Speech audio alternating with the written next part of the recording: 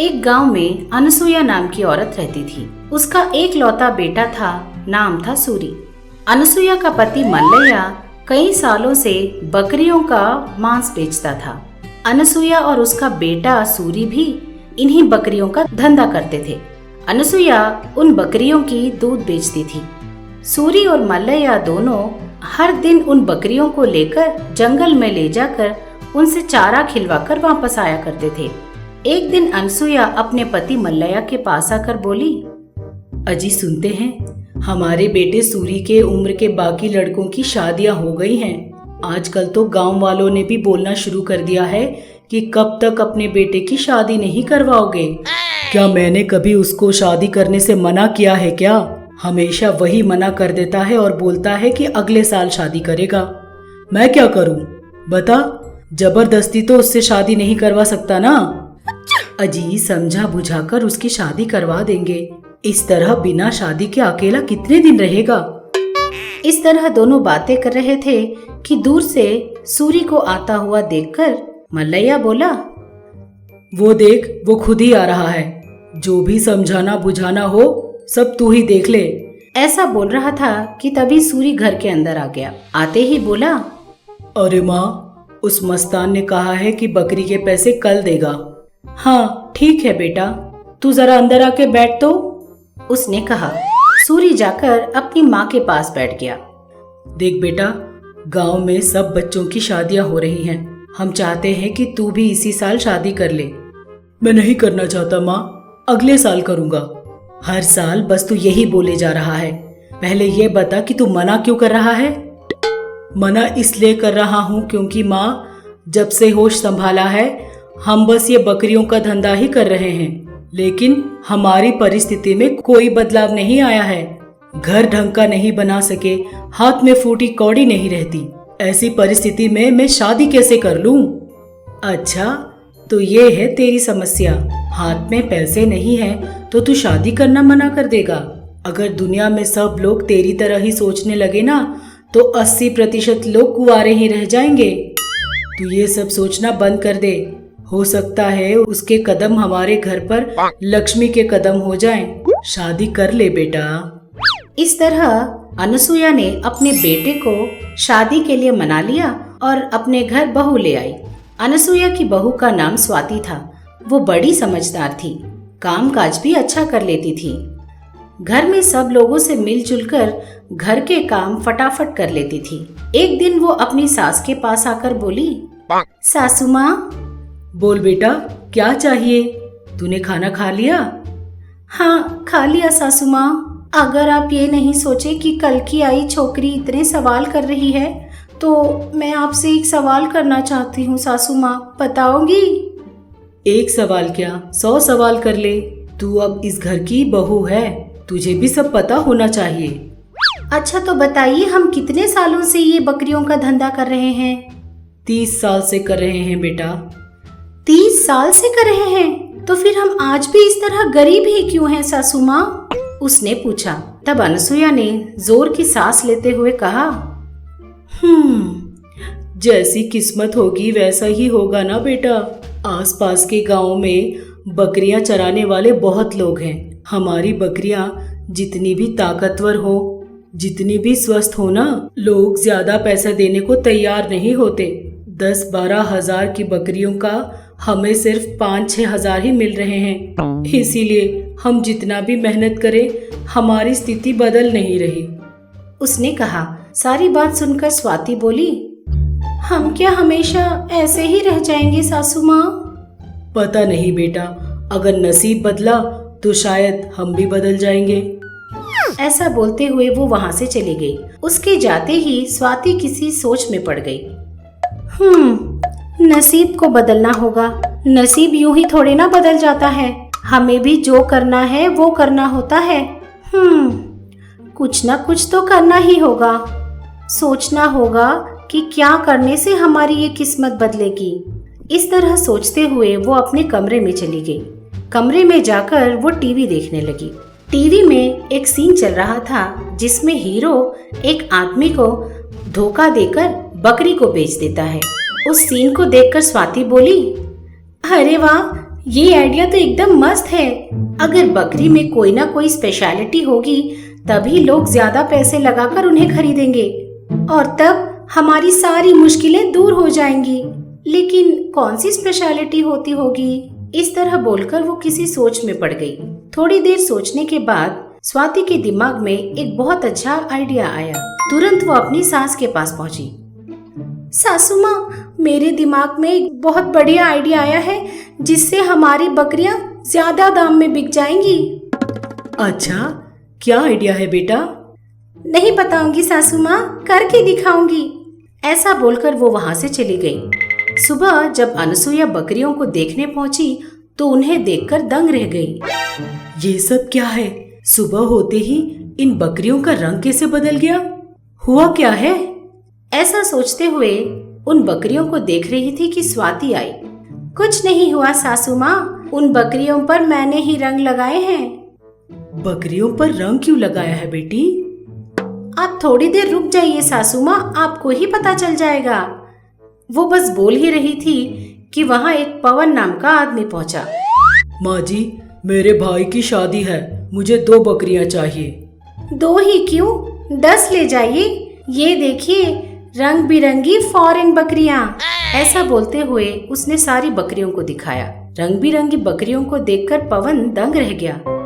ये क्या बहन जी, ये एक एक बकरियां अलग अलग रंग में हैं। और नहीं तो क्या, ये सारी बकरियां इम्पोर्टेड हैं।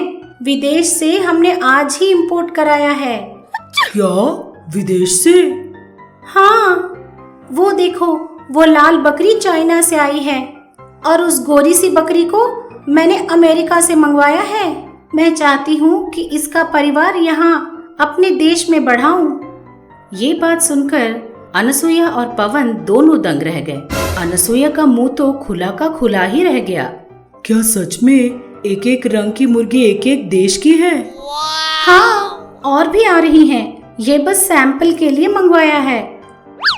अगर मैं अपने भाई की शादी में चाइना की बकरी खिलाऊंगा तो बड़ा अच्छा होगा, लेकिन अगर ये बकरियां चाइना और अमेरिका से आए हैं तो इनके दाम तो ज्यादा होंगे ना? अरे भाई, बकरियों का मोल तो उनके मांस के आधार पर ही टिका हुआ होता है ना, उसने कहा। पवन बड़ा खुश हो गया।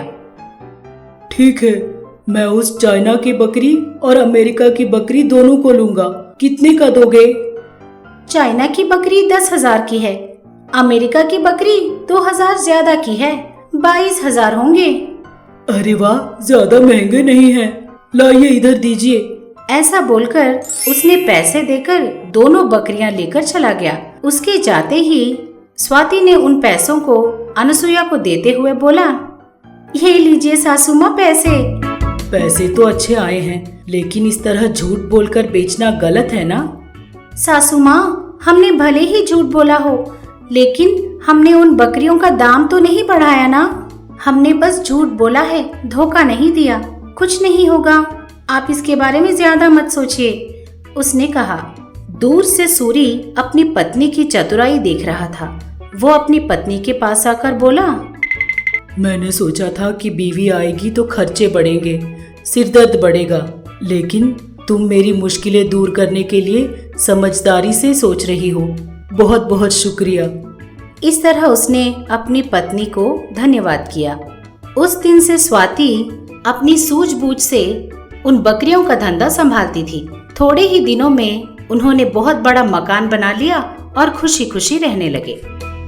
एक गांव में सुजाता और सूरम्मा नाम के सास बहू रहते थे।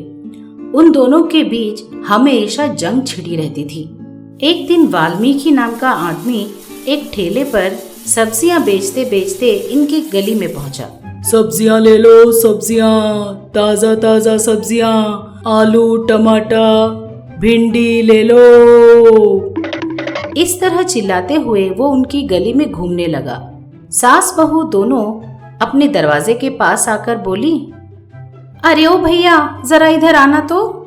हाँ, आ रहा हूँ बहन। ऐसा बोलते हुए वो पास आया।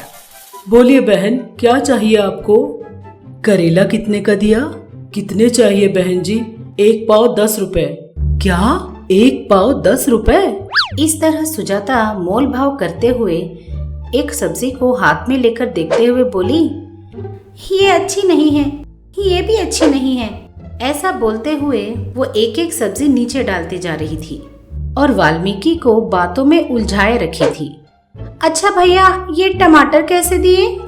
पैसे के दिए बहन। हाँ हाँ, पैसे के ही। कितने के? वो भी 1 पाव 10 रुपए का बहन। 1 किलो 10 रुपए के दोगे क्या? क्या कहा? 1 किलो 10 रुपए का? कभी ये चेहरा लेकर तूने सब्जियां खरीदी भी हैं या नहीं? हाँ हाँ, क्या कहा? सब्जी देनी है तो दे, वरना मत दे। तेरी हिम्मत कैसे हुई मेरी सास से ऐसी बातें करने की? हाँ, बकवास सी सब्जियां लेकर आया है ऊपर से, और टमाटर भी सारे सड़ गए हैं। और भिंडी को देखा है, पूरे खराब हैं। इस तरह बोलते हुए एक एक सब्जी को वो नीचे फेंकने लगी। एक बार फिर इस गली में दिखाई दिए ना, तो तेरे सारे सब्जियों के साथ साथ तुझे भी फेंक दूंगी, समझ गया? इस तरह उसने डराया। वाल्मीकि बोला, हाँ, जिस गली में आप जैसे लोग होंगे वहाँ मैं फिर से बेचने आऊंगा क्या? हाँ, अगले जन्म तक कभी वापस नहीं आऊंगा मैं। ऐसा बोलते हुए वो वहाँ से चला गया। वो उस गली से मुड़ने तक दोनों वहीं खड़े खड़े देखने लगी। उसके जाते ही, हाँ, चला गया, सारे उठा ले। हाँ सासू माँ। ऐसा बोलते हुए जिन सब्जियों को उन्होंने नीचे फेंक दिया था, उन सब को उठाकर वो घर ले आई। सूरम्मा का पति राघवैया वहीं खड़े खड़े ये सब कुछ देख रहा था। छी छी छी छी, तुम लोग कभी नहीं सुधरोगे। इतनी जायदाद है तेरे पास, फिर भी इतनी कंजूसी क्यों कर रही है? मैंने सोचा था बहू घर आएगी वो कम से कम ठीक होगी, मगर तूने उसे भी अपने जैसा ही बदल डाला। इस तरह डांट रहा था कि तभी सुजाता का पति वासु वहाँ आया। अरे पिताजी, उसे मम्मी ने नहीं बिगाड़ा है। सुजाता ने तो पहले ही कंजूसी में पीएचडी कर रखी है। हमारे घर में एक से बढ़कर एक कंजूस लोग हैं। क्या कर सकते हैं पिताजी, ये अपनी फूटी हुई किस्मत है। अरे अरे, ऐसा क्यों बोल रहे हो? तुम लोगों के लिए हम कितना पैसा बचा रहे हैं। लेकिन तुझे ये सब करने की जरूरत क्या है? हमारे दादा परदादाओं ने कितनी सारी जायदाद हमारे नाम छोड़ गए हैं, पता है तुझे? अगले 4 पीढ़ी भी अगर बैठे बैठे खाए ना, तो तब भी ये जायदाद कम नहीं होने वाली। और तुम लोग 10 रुपए की सब्जी के लिए मोल भाव कर रहे हो। लेकिन देखिए, जायदाद है तो क्या हुआ, लगे हाथों तो खर्च नहीं कर सकते हैं ना। आप नहीं जानते ये सब। चल बहू, लगता है पड़ोसियों ने चिकन की करी बनाई है, उसकी खुशबू सूंघते सूंघते खाना खा लेते हैं। ऐसा सोचते हुए दोनों वहाँ से चले गए। उनके जाते ही वासु बोला, पिताजी, ये सब क्या हो रहा है? पता नहीं बेटा, अगर ऐसा ही चलता रहा तो मुझे डर है कि हम लोग भी उनके जैसे ना बन जाए। कुछ ना कुछ करके इन दोनों को बदलना होगा पिताजी। हाँ, हमें सोचना होगा कि क्या करना चाहिए। इस तरह दोनों सोचने लगे। अगले दिन चारों डाइनिंग टेबल के ऊपर बैठे हुए थे। सुजाता, आज ब्रेकफास्ट में क्या बनाया है? आज आपका मनपसंद इडली, वड़ा, डोसा, पूरी। इस तरह बोले जा रही थी तो वासु बोला, क्या ये सब बनाया है तूने? जल्दी जल्दी ले आ रही हूँ जी। पिताजी, मेरी बीवी बदल गई है। वासु ने बोला ही था कि इतने में सुजाता एक फोन लेकर उसके सामने रख देती है। ये देखकर वासु बोला, नाश्ता परोसने के बदले ये मेरे सामने फोन क्यों रख दिया तूने? अभी अभी मैंने जिन नाश्ते के बारे में बताया वो सब इस फोन में है। उन्हें देखते देखते रात का बचा हुआ खाना खा लीजिए। ऐसा बोलकर वो वहाँ से चली गई। वासु दंग रह गया और राघवैया जोर जोर से हंसने लगा। बेटा वासु, उन्हें बदलना दूध में पानी मिलाने जितना आसान नहीं है, दूध से पानी अलग करने जितना मुश्किल है। पिताजी, क्या हम लोग कभी दूध और पानी अलग भी कर पाएंगे? इसीलिए तो मैंने बोला ना कि मुश्किल है। अब मुझसे बर्दाश्त नहीं होता पिताजी, मैं हिमालय जाकर संन्यास ले लूंगा। अरे अरे बेटा, इतनी सी बात के लिए संन्यास लेने की क्या जरूरत? कुछ न कुछ करके हम उन्हें बदल देंगे। इस तरह बोलकर उस दिन से वो लोग उन्हें बदलने के बारे में सोचने लगे। एक दिन राघवैया 10 रंग बिरंगी मुर्गी के बच्चों को अपने घर लेके आया। उन्हें देखकर सूरम्मा बोली, ए जी, ये मुर्गी के बच्चे किसके हैं? आज से ये हमारे हैं। तुम सास बहू के बीच में एक छोटी सी प्रतियोगिता है। इन रंग बिरंगी मुर्गी के बच्चों को मैं तुम्हें आधा आधा दे दूंगा। तुम दोनों में जो भी इन मुर्गियों की अच्छी देखभाल करके जब मैं मांगू मुझे सही सलामत वापस करोगे, उसी को मैं अपनी सारी जायदाद लिख कर दे दूंगा। उसने कहा। ये बात सुनकर दोनों सास बहू के चेहरे में हंसी छलक उठी। लेकिन एक बात मैं तुम्हें पहले से कह देता हूँ, जिस रंग की मुर्गी को आज मैं तुम्हें दूंगा, उसी रंग की मुर्गी मुझे वापस करनी होगी। तभी तुम इस प्रतियोगिता में जीत सकते हो और इस तरह जीतने वाले को ही मेरी सारी जायदाद मिलेगी। उसने कहा। ये बात सुनकर सूरम्मा बोली, अरे अब देखते जाइए, इन मुर्गियों को पाल पोस कर आपने मुझे जैसे दिया था वैसे ही आपको वापस करके आपकी सारी जायदाद अपने नाम करवा लूंगी। जी नहीं, इस प्रतियोगिता में जीत मेरी ही होगी, ये जायदाद मेरी ही होगी। इस तरह दोनों एक दूसरे को चैलेंज करते हुए चले जाते हैं और उन मुर्गियों को आधा आधा बांटकर अपने अपने कमरे में ले जाते हैं। तब सुजाता बोली, इन मुर्गियों की खूब देखभाल करके इन्हें बड़ा करके वापस करना होगा। इस तरह वो सोच रही थी। सूरम्मा ने भी अपने मन में यही सोचा, लेकिन जब उन्होंने सुबह उठकर देखा तो उन मुर्गी के बच्चों के रंग उड़ गए। ये देखकर दोनों दंग रह गए। अरे ये क्या, इन मुर्गियों का सारा रंग गायब कैसे हो गया? इस तरह दोनों सोचने लगे। इधर सुजाता भी, ससुर जी ने कहा था कि जब उन्हें वापस करना होगा तो उन मुर्गियों को उसी रंग में वापस करना होगा। अब मैं क्या करूं? हाँ, मैं ही इन पर रंग लगा देती हूँ। ऐसा सोचते हुए उसने अपनी मुर्गियों पर रंग लगा दिए। सूरम्मा ने भी वही किया जो सुजाता ने किया। इस तरह दोनों ने उन मुर्गियों को रोज रंग लगाते हुए उनका अच्छा पालन पोषण किया। वो मुर्गियां बड़ी हो गई। एक दिन राघवैया उन दोनों को बुलाकर, मैंने जिन मुर्गियों को तुम्हें दिया था उन्हें लेकर आंगन में आओ। तुम्हारी मुर्गियों की हालत देखकर मैं ये डिसाइड करूंगा कि ये जायदाद मैं किसे दूंगा। उसने कहा। ये बात सुनकर दोनों सास बहू खुशी खुशी अपने कमरे के अंदर चले गए। राघवैया और वासु दोनों आंगन में बैठे हुए थे। सास बहू ने अपनी अपनी मुर्गियां लेकर वहां पहुंची। देखिए तो, आपने जिस रंग में मुझे मुर्गियां दी थी उसी रंग में है। मैंने जिन मुर्गियों को पाला वो भी आपके दिए हुए रंग में ही है ससुर जी, सुजाता ने कहा। जैसे ही राघवैया उन मुर्गियों के पास आकर उन्हें देखने लगा तो अचानक बारिश होनी शुरू हो गई। उस बारिश की वजह से मुर्गियों के सारे रंग उतर गए। ये देखकर सब लोग दंग रह गए। छी छी, लालच से तुम दोनों ने मुझे फिर से धोखा दिया है। इसका मतलब तुम लोगों ने रोज इस पर रंग लगाते हुए इनका पालन पोषण किया है। तुम लोग कभी नहीं सुधर सकते। जिस दिन मैंने इन मुर्गियों को तुम्हें दिया था, अगर उसी दिन मुझे बता देते कि उनका रंग उतर गया है तो मैं उसे ही ये पूरी जायदाद लिख कर दे देता। लेकिन तुम दोनों ने अपने लालच से इन मुर्गियों पर रोज रंग लगाते हुए इन्हें पाला है, राघवैया ने कहा। राघवैया की बातें सुनकर दोनों सास बहू हक्की बक्की रह गई। मुझे माफ कर दीजिए जी, लालच की वजह से मैंने ये सब कुछ कर दिया, उसने कहा। सुजाता ने भी माफी मांगी। कम से कम आज से तुम दोनों लालच करना छोड़ दो। तो फिर आप लोगों ने जितनी मेहनत से इन्हें बड़ा किया है ना, इन मुर्गियों का फ्राई बना दो, पेट भर कर खाएंगे।